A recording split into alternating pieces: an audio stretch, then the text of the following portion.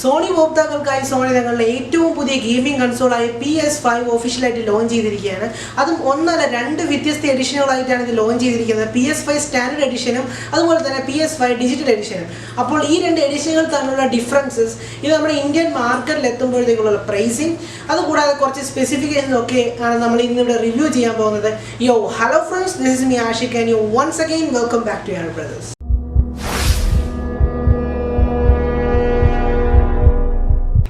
ഒരുപാട് നാളത്തെ കാത്തിരിപ്പിന് വിരാമം ഇട്ടുകൊണ്ടാണ് സോണി തങ്ങളുടെ ഒഫീഷ്യൽ യൂട്യൂബ് ചാനലിൽ, പ്ലേസ്റ്റേഷൻ തങ്ങളുടെ ഒഫീഷ്യൽ യൂട്യൂബ് ചാനലിൽ PlayStation 5 സ്റ്റാൻഡേർഡ് എഡിഷൻ്റെയും അതുപോലെ തന്നെ PlayStation 5 ഡിജിറ്റൽ എഡിഷൻ്റെയും ഒരു ഒഫീഷ്യൽ ലോഞ്ച് നടത്തിയത്. അതൊരു 2 മണിക്കൂറോളം നീണ്ടു നിൽക്കുന്ന ഒരു ലൈവായിരുന്നു. പലരുടെയും ഇതിലൊരു സംശയമാണ്, അതായത് PS5 സ്റ്റാൻഡേർഡ് എഡിഷനും അതുപോലെ തന്നെ ഡിജിറ്റൽ എഡിഷനും തമ്മിലുള്ള വ്യത്യാസം എന്താണ്? വ്യത്യാസം മറ്റൊന്നുമല്ല ഗൈസ്. PS5 സ്റ്റാൻഡേർഡ് എഡിഷനിൽ നമുക്ക് ഡിസ്ക് ഡ്രൈവ് കിട്ടുന്നുണ്ട്, അതായത് Blu-Ray ഡ്രൈവ് കിട്ടുന്നുണ്ട്. പക്ഷേ ഡിജിറ്റൽ എഡിഷനിൽ ആ ഒരു ഓപ്ഷൻ വരുന്നില്ല. ഡിജിറ്റൽ എഡിഷൻ നിങ്ങൾക്ക് കാണുമ്പോൾ തന്നെ മനസ്സിലാവും, ഒരു സ്ലിം ആയിട്ടാണ് വന്നിരിക്കുന്നത്. അതിനകത്തൊരു ഡിസ്ക് ഇടാനുള്ള ഒരു സ്ലോട്ട് നിങ്ങൾക്ക് കാണാൻ പറ്റില്ല. പക്ഷേ സ്റ്റാൻഡേർഡ് എഡിഷനകത്ത് ഡിസ്ക് ഇടാനുള്ള ഒരു സ്ലോട്ട് നിങ്ങൾക്ക് കാണാൻ പറ്റും.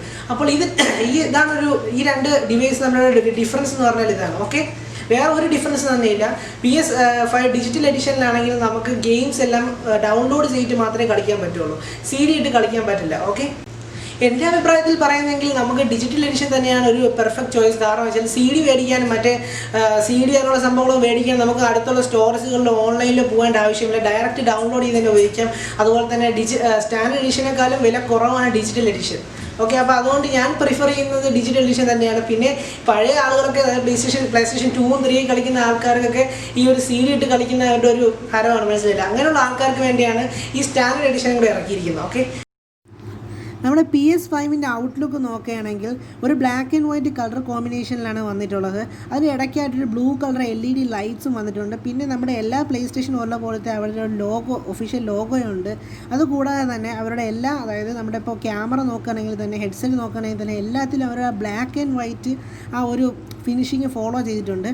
പിന്നെ ഇതിൽ വേറെ ആയിട്ട് വരുന്നതെന്ന് വെച്ചാൽ നമുക്കൊരു C ടൈപ്പും അതുപോലെ തന്നെ A ടൈപ്പും USB പോർട്സ് ഉണ്ട്. ഇത്രയൊക്കെയാണ് നമ്മുടെ ആ ഒരു PlayStationൻ്റെ ഒരു ഔട്ട്ലുക്ക് എന്ന് പറഞ്ഞാൽ.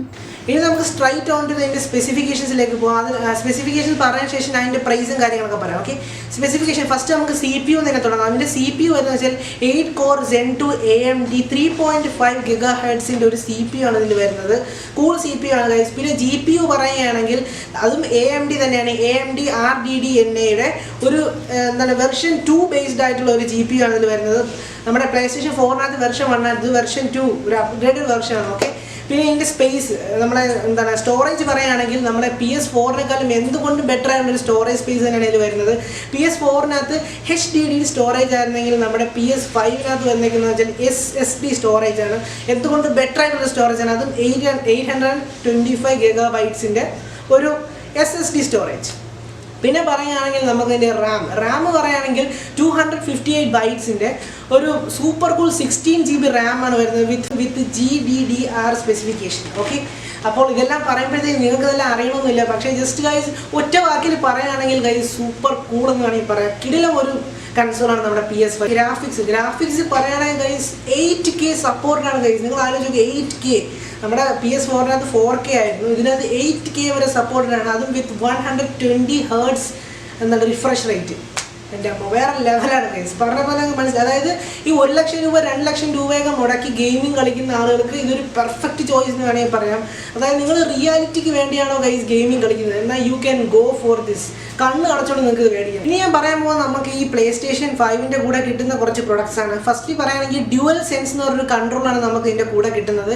ഇത് PlayStation ഇതിന് മുമ്പ് തന്നെ, അതായത് ഈ കൺസോള് ലോഞ്ച് ചെയ്യുന്നതിന് മുമ്പ് തന്നെ ലോഞ്ച് ചെയ്തൊരു കൺട്രോളറാണ്. പിന്നെ അതിൻ്റെ കൂടെ തന്നെ നമുക്ക് 1080p സപ്പോർട്ട് ചെയ്യുന്നൊരു കിടിലൻ ക്യാമറയും കിട്ടുന്നുണ്ട്.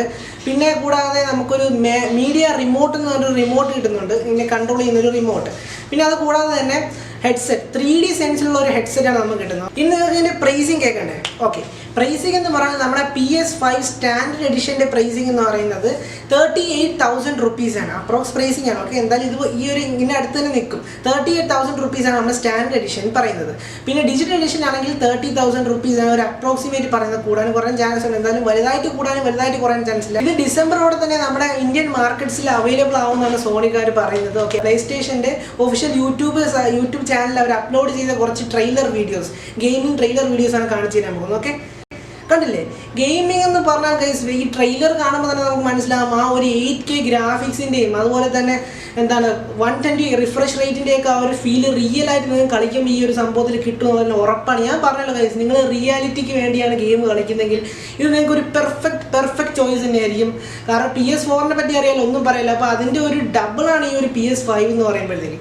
അപ്പോൾ കളിക്കുമ്പോഴത്തേക്ക് അതിൻ്റെ ഒരു എഫക്റ്റ്, അതിൻ്റെ ഒരു റിയാലിറ്റി മനസ്സിലാവുള്ളൂ. ഗെയിമിങ്ങിൻ്റെ കണ്ടില്ലേ, ഗ്രാഫിക്സ് ആയാലും ഇപ്പോൾ തന്നെ ഒരുപാട് ട്രെയിലേഴ്സ് യൂട്യൂബിൽ അപ്ലോഡ് ചെയ്യുക. അതിൽ കുറച്ച് ഏതാനും ഭാഗങ്ങളാണ് നിങ്ങളിപ്പോൾ കണ്ടുകൊണ്ടിരിക്കുന്നത്. അപ്പോൾ എന്തായാലും ഈ രണ്ട് കൺസോൾസിൽ നിന്ന് നമുക്ക് അപാരമായിട്ടൊരു ഗെയിമിംഗ് ക്ലാരിറ്റി തന്നെ നമുക്ക് പ്രതീക്ഷിക്കാം. ഇന്നത്തെ റിവ്യൂ വീഡിയോ നിങ്ങൾക്ക് എല്ലാവർക്കും ഇഷ്ടപ്പെട്ടിരിക്കുന്നു. ഇഷ്ടപ്പെട്ടെങ്കിൽ നിങ്ങൾ വീഡിയോ ലൈക്ക് ചെയ്തേക്കണം. പിന്നെ ഇതുവരെ സബ്സ്ക്രൈബ് ചെയ്യാത്ത സുഹൃത്തുക്കളുണ്ടെങ്കിൽ പിന്നെയും ഗൈസ് സബ്സ്ക്രൈബ് ചെയ്തേക്കണം. ഓക്കെ, പിന്നെ തൊട്ടടുത്തുള്ള ബെല്ലൈക്കൺ അമർത്തിയാൽ ഞങ്ങളുടെ വീഡിയോസിൻ്റെ നോട്ടിഫിക്കേഷൻ നിങ്ങൾക്ക് അപ്പം ലഭിക്കും. അപ്പോൾ മറ്റൊരു വീഡിയോയുമായി വരുന്നവർക്ക് it's me Ashiq signing out from AR brother.